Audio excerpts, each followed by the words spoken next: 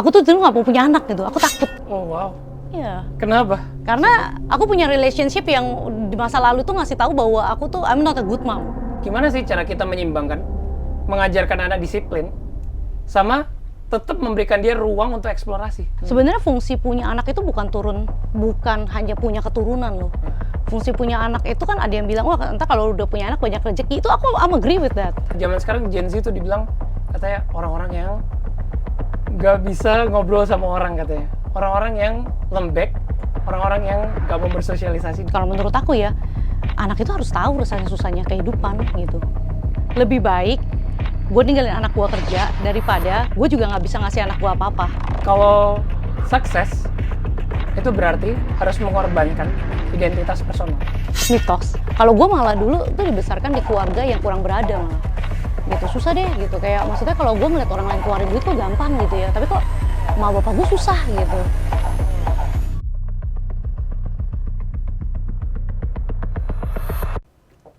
Hari ini saya kedatangan nama yang sudah bersinergi erat dengan inovasi di bidang industri kecantikan. Sebagai CMO dari Zep, tamu saya hari ini berhasil membawa brand tersebut sampai hari ini sudah memiliki lebih dari 50 cabang yang tersebar di 17 kota besar di Indonesia. Namun yang menurut saya cukup unik dan bagi saya ini spesial dan sangat menginspirasi. Tamu saya hari ini bisa melakukan semuanya sekaligus. Baik sebagai seorang pakar marketing dan yang terpenting sebagai seorang ibu.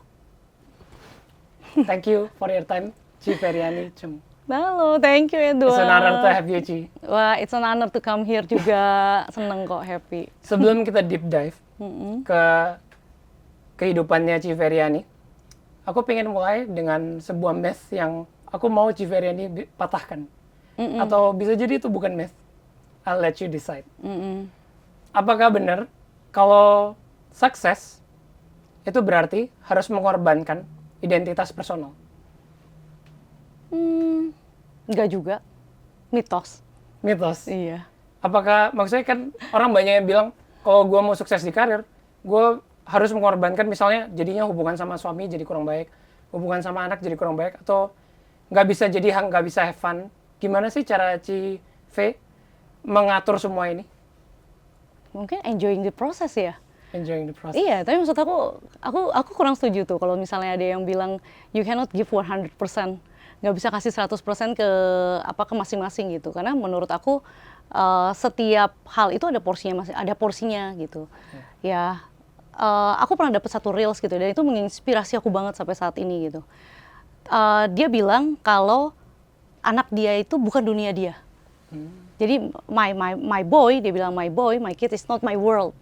Gitu. Terus aku coba menelaah lagi, aku di reels itu juga ngasih tahu lagi bahwa dia nyampein ya my boy is not my world gitu, karena dia mau jadi example buat anaknya. Bahkan kayak banyak ibu-ibu tuh yang kayak atau mami gitu ya, atau yang merasa bersalah kalau misalnya ninggalin anaknya kerja. Yes. Gitu. Tapi juga ada satu kayak itu dipatahkan banget sama ini aku bahas banyak inspirasi aja ya. Ada yang bahkan bilang kayak lebih baik gue ninggalin anak gue kerja daripada gue juga nggak bisa ngasih anak gue apa-apa.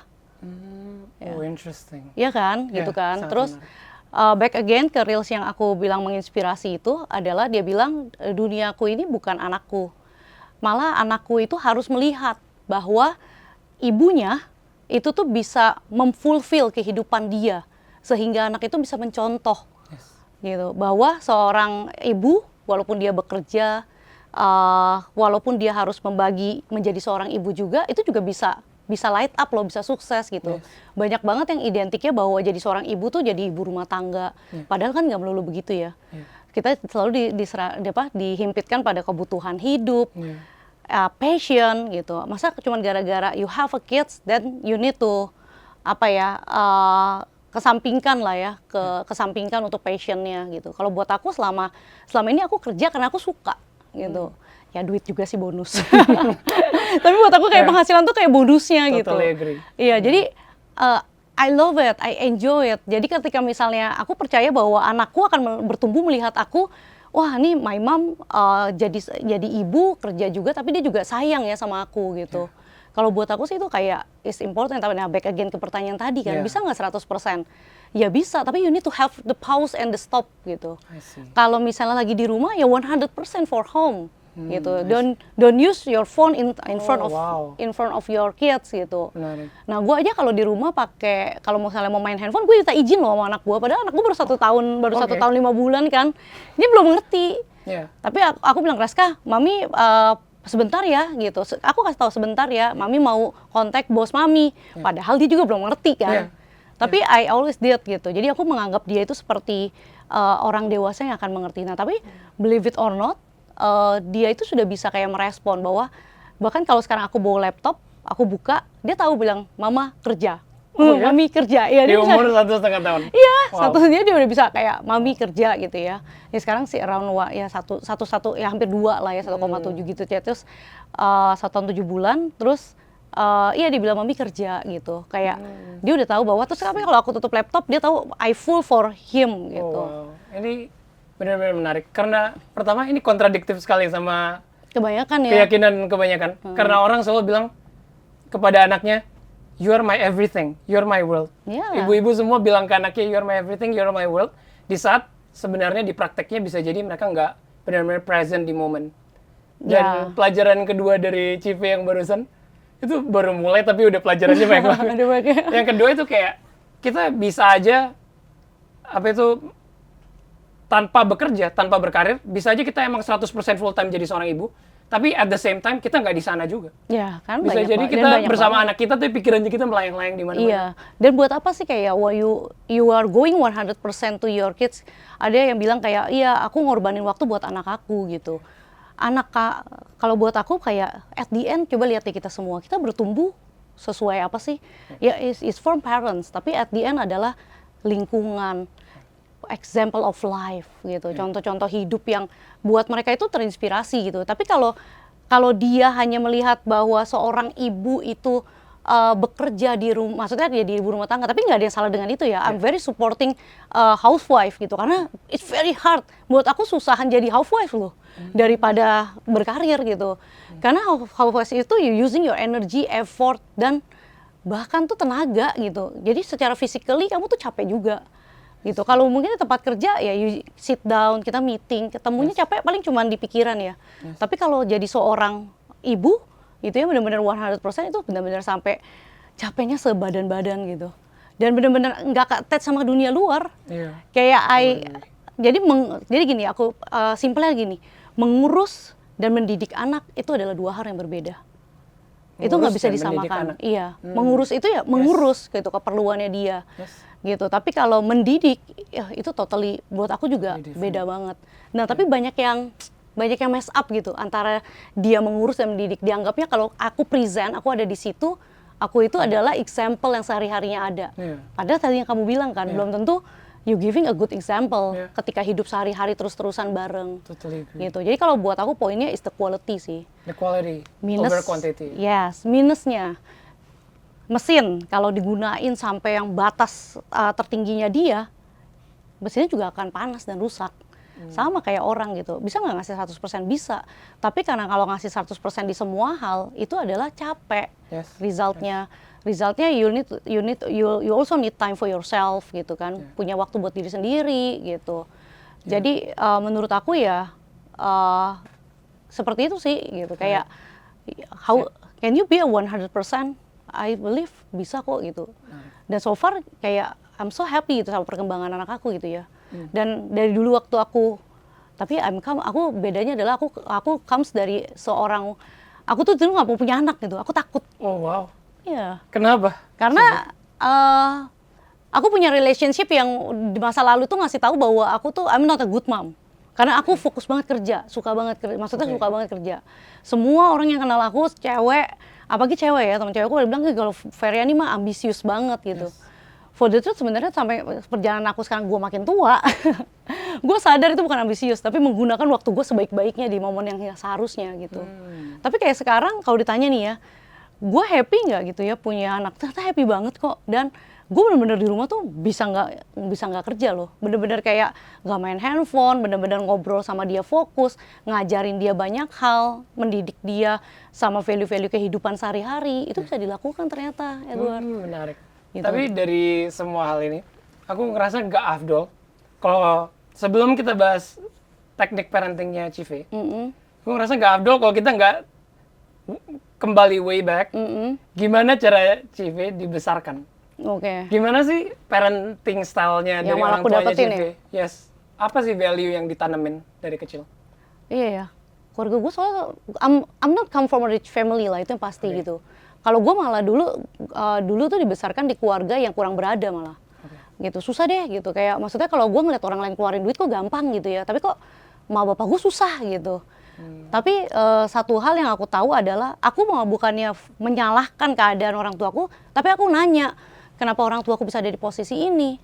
And then I learn gitu. Maksudnya aku mempelajari pattern yang membuat orang tuaku seperti itu.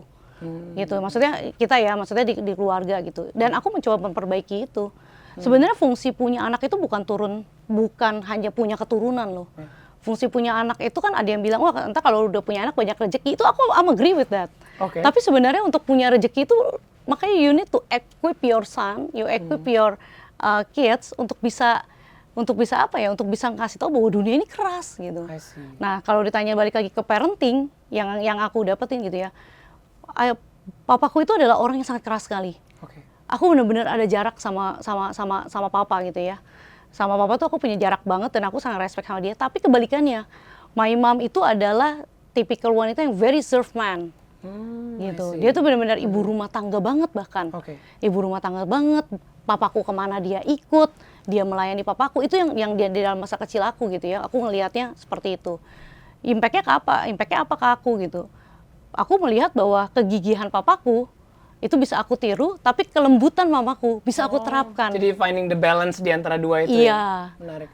Gitu. Tapi ada nggak sih momen Cive di mana pas Cive masih kecil, Cive ngerasa kayak, nih kalau gue jadi orang tua nih, gue nggak bakal ngelakuin ini nih. Atau kalau ntar gue jadi orang tua nih, gue bakal ngelakuin hal yang sama persis. Ada nggak sih? Kalau dulu, mungkin bahasa kasih kali ya. Bahasa kasih. Bahasa kasih. Bahasa kasih kan 5 ya, maksudnya kan ada komplimen dan lain sebagainya gitu. Ya, keluargaku yang papaku yang cukup keras, yang sangat keras itu tidak bisa mengungkapkan cintanya, padahal dia sayang. Gitu. Padahal kan sayang itu bukan cuma dibilang, gua udah kerja keras nih, that's why, because of that I love you, because of that I love you, because I love you, I work so hard to get the money to provide you, gitu. Tapi kalau menurut aku bahwa seperti itu tidak bisa gitu loh. Seorang mungkin diperlukan tambahan kelembutan, kasih sayang di dalamnya, komplimen, you know I love you, ya it's totally different. Kayak lu ngasih tahu ke anak lu kayak aku nih kasih tahu ke anak aku, Raska, mami besok mau kerja gitu. Mami permisi ya, Raska jangan nangis gitu. Abis kerja ntar kita main lagi kayak biasanya. Itu beda banget. Tapi kalau mungkin parents zaman dulu, ya gue kan kerja buat ngidupin lo gitu. Tapi kalau dari Cive, would you say kayak gaya parenting style-nya Cive sekarang itu sebagian besar terpengaruh dari orang tuanya Cive? Enggak sih. Enggak sih. Gue benar-benar totally. Oh ya? Iya, gue benar-benar totally enggak. Jadi lucunya tuh kalau menurut gue nih, ini lucu banget. Kita tuh dikasih intelektual, gitu ya, dikasih kepintaran gitu. Dan sebenarnya itu harus dipakai gitu. Jadi maksudnya kadang-kadang banyak yang membesarkan anaknya juga pakai perasaan. Mungkin nggak salah ya. Tapi combining between intellectual with emotional itu tuh kayak combination yang perfect banget sih menurut aku gitu. Yes. Karena I would agree, karena biasa orang yang intelektual, emosionalnya tuh kayak sedikit berlawanan. Karena orang semakin sombong atau semakin apa kalau semakin pintar. Sementara orang yang terlalu emosional, dia jadi terlalu banyak pakai emosi, jadi intelektualnya jadi terabaikan. Itu sangat menarik. Tapi apakah Cive terpikirkan? Maksudnya kan Cive melakukan parenting style yang sangat berbeda sama orang tuanya Cive. Padahal parenting style-nya Cive itu berhasil membesarkan anak yang sesukses Cive. Maksudnya secara career wise, karakteristik wise, apakah Cive nggak mau suatu saat anaknya Cive bisa menjadi Cive seperti itu? Mau, karena yang aku dapat dari orang tuaku is a value of life. Oke. Nah, value nilai-nilai kehidupan yang ditanamkan orang tuaku, prinsip lah ya kita bilangnya. Seperti jangan berhutang. Ini contoh ya, jangan berhutang, jangan jahatin orang gitu. Kalau mau ngelakuin sesuatu tulus, ikhlas. Kalau mau kerja keras, jangan nyusahin orang.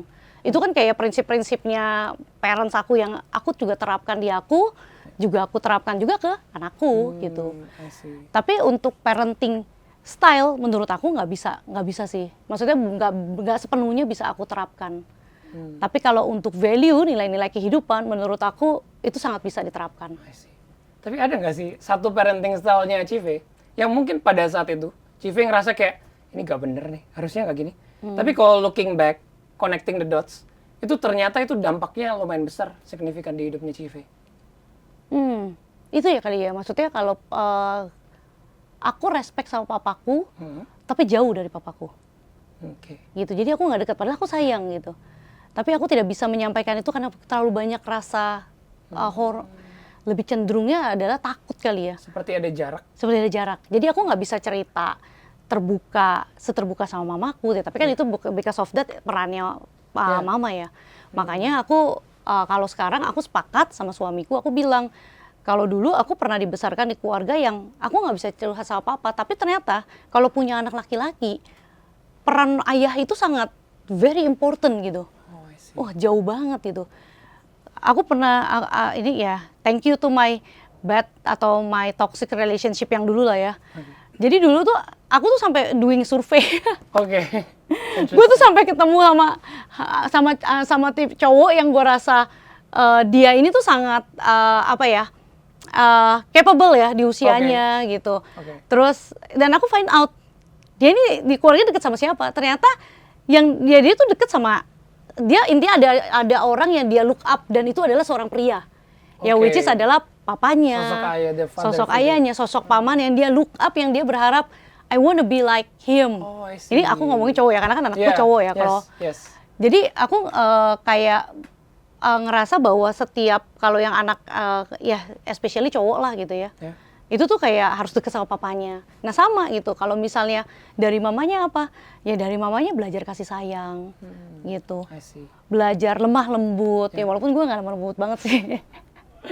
Tapi aku mencoba untuk untuk bisa ya bahwa aku punya sisi keibuan dan ternyata emang ada gitu. I see. Tapi kalau dari situ comes a question lagi, muncul pertanyaan lagi. Gimana sih cara Cive sama pasangan membagi tugas dalam melakukan parenting ini? Wah, tuh dia. Gua good cup, bad cup. Pakai teknik good cup, bad cup. Oke, siapa good cup-nya nih? Good cup-nya gua kebetulan ya. Padahal di kantor gua bad cup. Iya, katanya 180 derajat ya di kantor sama di rumah ya.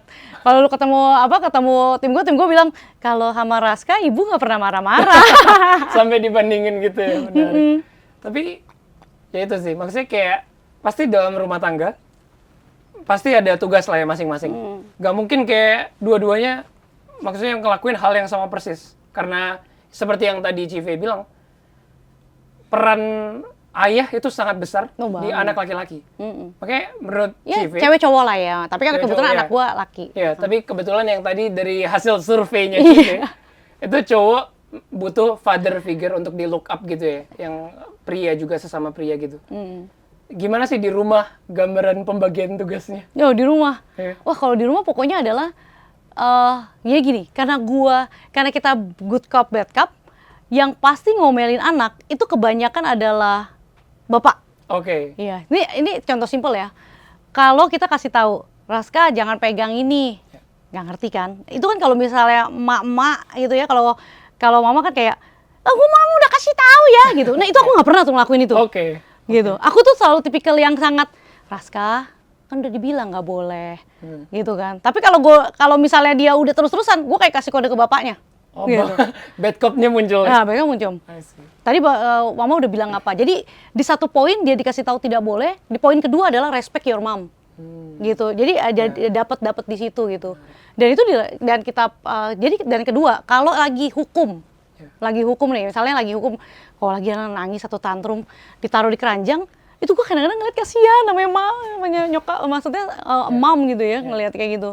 Tapi kayak kalau lagi kalau misalnya lagi ngejalanin itu, gue selalu bilang kayak nggak boleh intervensi. Jadi biarin dia sama bapaknya. Dan itu aku kasih tahu ke orang rumah loh.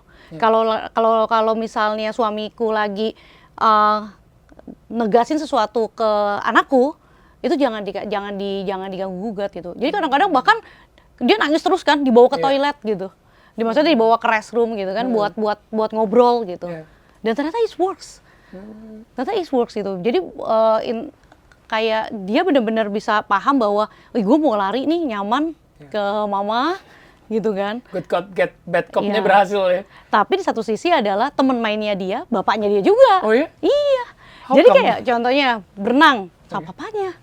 Gitu. Jadi dia juga tahu bahwa bisa dapetin keasikan itu dari papanya gitu. Dia tahu kalau Yang bapak- cowok ya. Berarti apakah dia sadar kalau bapaknya itu tegas untuk kebaikan dia? Yes. Dia udah sadar, makanya kalau main pun tetap bisa main bareng ya? Iya. Dan That's dia nggak milih ya, dalam arti adalah kalau ada mami ya of course dia maminya gitu. Tapi kalau misalnya dia tahu ini lagi aktivitas yang kayak sportings yang dia butuh bantuan, wah dia akan carinya papanya gitu. Menarik. Tapi dari situ muncul pertanyaan, Cive.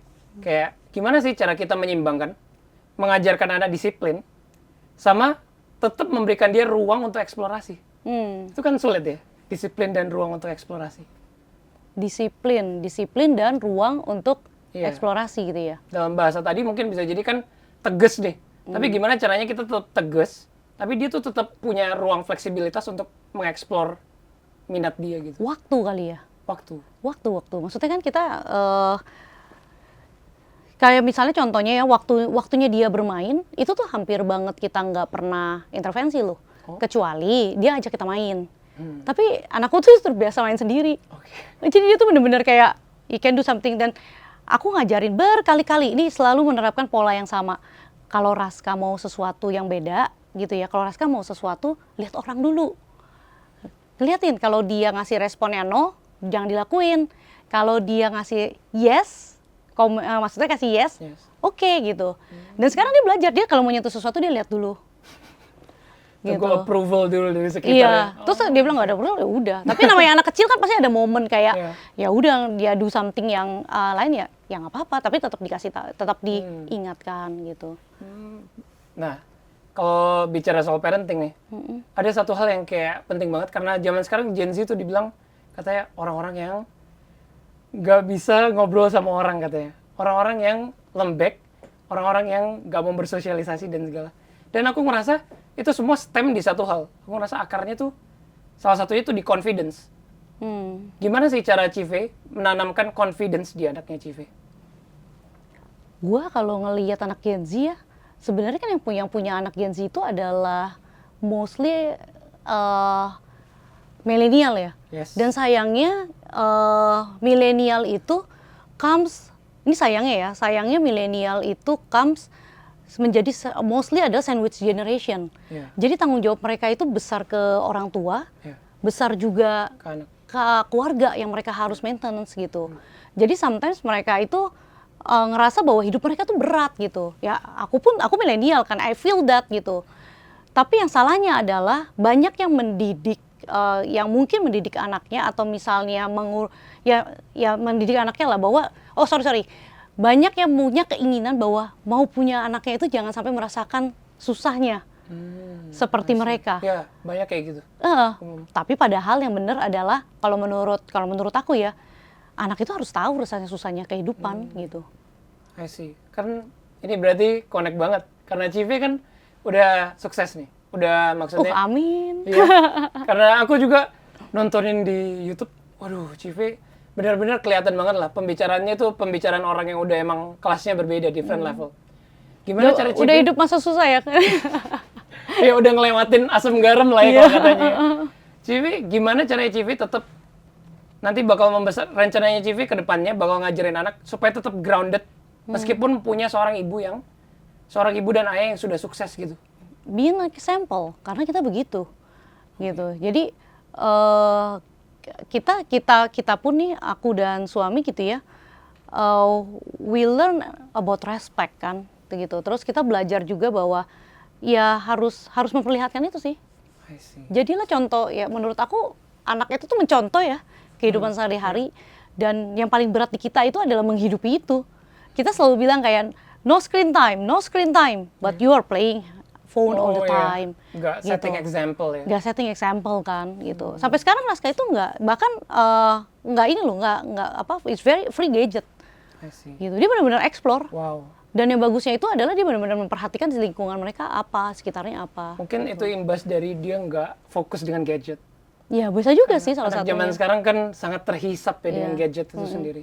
Kalau nggak, untungnya Raska tuh nggak, makan aja nggak pakai gadget. Wow. Mungkin Pergi ya itu aja dari enggak. cara Cive parentingnya juga kan. Dan karena aku mau direpotkan, dan aku mau bertingkah bodoh di depan orang. Karena gini, kalau menurut aku kan anak itu tuh di entertain ya. Mereka itu kan masih belum paham kayak kita bahwa, hey, do something with manner. Itu kan mereka belum paham gitu. Ya, aku berusaha jadi teman dia. Oh, wow. Ya, I being his friend. Jadi kalau misalnya bangun tidur pagi, Raska, good morning, ayo kita joget, itu I did gitu. Jadi aku kayak ngelakuin hal-hal yang dia lakuin juga, dan dia melihat, oh, emak gue nggak apa-apa kayak begitu. Iya. Dan akhirnya dia berani untuk explore. Setting gitu. an example. Tapi kan nggak semua parents Yes. kayak aku ya gitu. Yeah. Di luar misalnya dia nangis, ya udah Raska nggak usah nangis, Raska mau kan kayak diem. Aku nggak pernah diemin sih. Kayak aku malah nanya, Raska maunya apa? Gitu. Tadi dia bilang mau ini, maksudnya dia nunjuk sesuatu, dan impactnya itu apa ya, penangkapan dia dan cara penyampaian dia, bahkan bisa nyampein apa yang dia mau gitu. Kayak sekedar misalnya kamu mau nggak ini sama ini, nggak mau, I choose this, itu bisa loh. Aku ada lihat sih di kontennya sih. Iya. Keren banget bisa dikasih memilih, Iya. belajar memilih. Dan itu sampai ke bawah From sampai an early sekarang. age. Raska Keren mau tidur? Enggak. Raska mau pupi? Enggak. Tapi ntar kalau dia mau, dia bilang, Raska mau pup. Oh, dikasih. Pup. Dia kan belum bisa ngomong Yes, yang sampai berapa banyak, tapi bisa kasih tahu gitu. Kalau from what I've heard, I think kayak Cive have done a great job Wah, so thank far you. dalam membesarkan Raska. Kayak Iya. Semoga bisa lebih baik. aku pasti bakal jadikan ini referensi suatu saat pas aku parenting.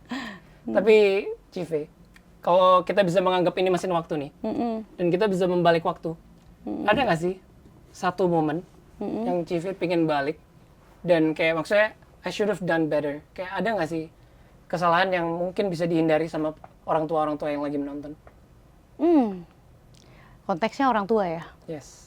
Kalau konteksnya orang tua, harusnya aku bisa belajar tentang kasih sayang mungkin ya, itu jauh lebih early kali ya. Dalam arti adalah mungkin aku harus belajar, kalau dulu aku bisa balik ke masa lalu, I will talk to my parents what I need and what I want. I see. Karena dulu itu satu gengsi, kedua orang tua gue nggak bakal ngerti lah gitu. Padahal yang namanya orang tua itu dari lahir saja kalian udah dikandung, kita istilahnya udah dikandung gitu. Yeah. Dan dia mencurahkan semuanya. Gitu. Jadi menurut aku everything dari anak itu akan didengerin gitu loh. Apalagi anak itu, kita kan selalu belain anak kita ya. Yeah. Gitu. Yang aku nyesel adalah aku nggak pernah kasih tahu bahwa mauku apa. Kayak simple kayak bilang, "Pah, bilang dong sayang sama aku." Gitu. Ada kata aku bisa ngelakuin itu ya. Communicating your needs ya. Iya. Dan saking takutnya aku tidak berani lakukan itu, padahal jangan-jangan dia punya sisi lembut yang dia berharap sentuhlah dia. Iya gitu see. kan. Yeah, Ya. very interesting. Kalau mungkin kalau dulu aku bisa ngomong sama masa laluku yang itu, aku akan kasih tahu jangan terlalu keras. Malah jangan terlalu keras tuh akunya gitu loh. Jangan terlalu keras gitu. Say you love your parents. Cium dia sebelum berangkat, bilang I love you gitu. Waduh, ini nggak habis melakukan ini itu. langsung ambil HP nih semuanya. Iya, tapi benar ya gitu. Iya. Cive, aku percaya di aset digital. Podcast kayak gini tuh aset digital. Dan tidak seperti barang fisik. Barang fisik tuh bisa usang dan jadinya nggak bisa dilihat lagi, nggak bisa dibaca lagi. Tapi ini tuh bakal tetap bisa ditonton. Iya. Bahkan sampai 50-100 tahun ke depan. Ya, that's why gue kalau misalnya diundang podcast tuh sangat open ya. Apalagi kalau Thank you topiknya very tuh much. beda banget gitu. Jadi karena aku tahu bahwa sharing, being an inspiration atau sharing kebaikan itu nggak bisa kayak cuman sekedar ya udah gue nyumbang juga salah satu kebaikan gitu ya. Yes. Tapi salah satunya ya you need to inspiring others sih gitu. My question would be, karena ini bisa bertahan 50-100 tahun ke depan, Ci, tolong kasih pesan. Ini kamera. Ini buat, ini Raska menonton. Waduh, 50 tahun lagi ya. Gak usah 50, Ci. Iya, 25 tahun lagi. what will you say ke Raska? Ke Raska ya? Apa yang aku bilang ke Raska ya?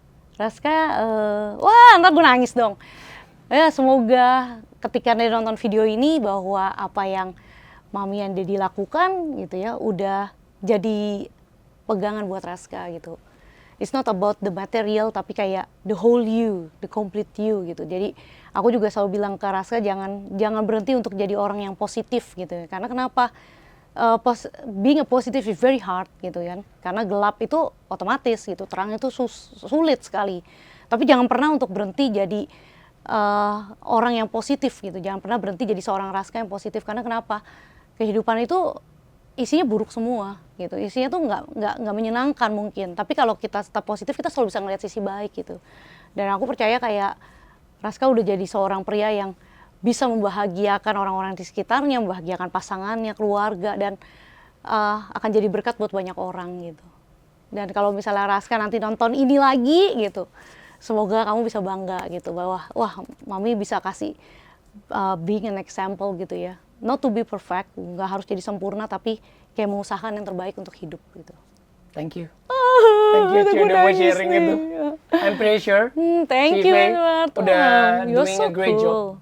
membesarkan anaknya Civi. Thank you. I'm pretty sure Raska nonton ini 25 tahun lagi bangga banget bisa Dan dia pasti udah ganteng banget sih Edward.